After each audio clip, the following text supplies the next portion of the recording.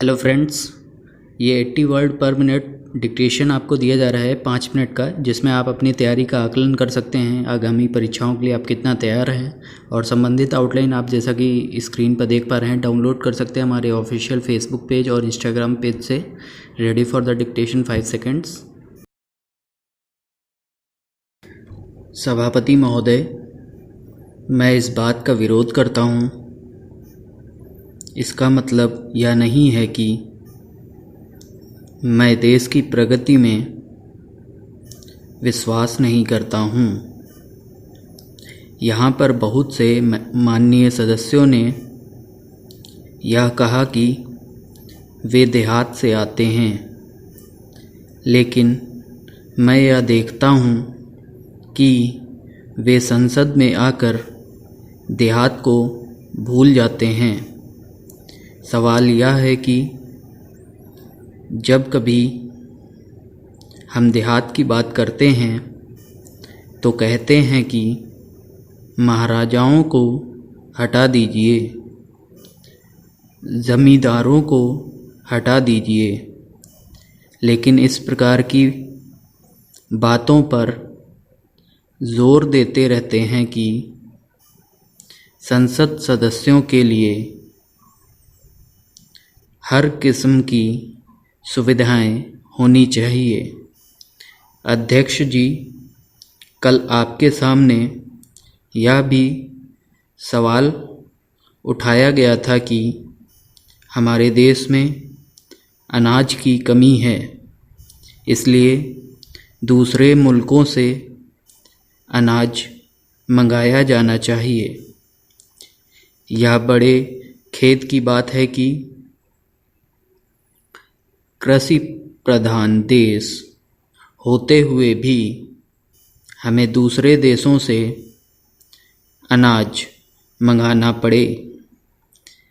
मेरे विचार में यह बात सही नहीं है कि मैं इस प्रस्ताव का विरोध करना चाहता हूँ, क्योंकि मैं समझता हूँ कि इस देश में कोई ऐसे व्यक्ति हों जो बिना काम किए ही दूसरों की बराबरी कर सकें।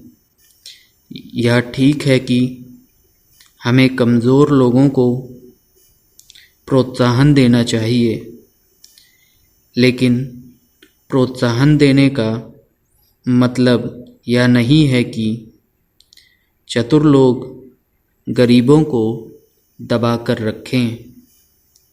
हमने संविधान में यह कहा है कि हर एक व्यक्ति को बराबरी का मौका दिया जाएगा। बराबरी का मतलब यह नहीं है कि एक आदमी को दूसरों से 20 गुना वेतन मिले। बहुत से माननीय सदस्यों ने कहा कि विदेशों के लोग देश को आगे बढ़ाने के लिए बहुत प्रयत्न करते हैं, इसलिए हमको भी यह सोचना चाहिए कि हम देश को आगे बढ़ाने का प्रयत्न करें। कानून पास कर देने से कुछ होने वाला नहीं है। इससे आप इंसान को ईमानदार नहीं बना सकते हैं।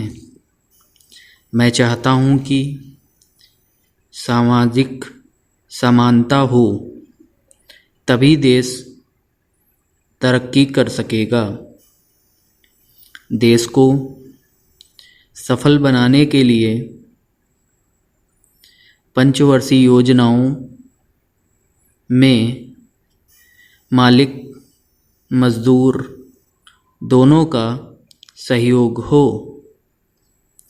मेरा निवेदन है कि हमारे मुल्क की जो व्यवस्था है उसमें आज उसको यह प्रोत्साहन नहीं मिलता है, इसलिए देश का हित इसी में है कि हम आमदनी को बांध दें। आप देखेंगे कि तेल उद्योग प्राइवेट सेक्टर में है।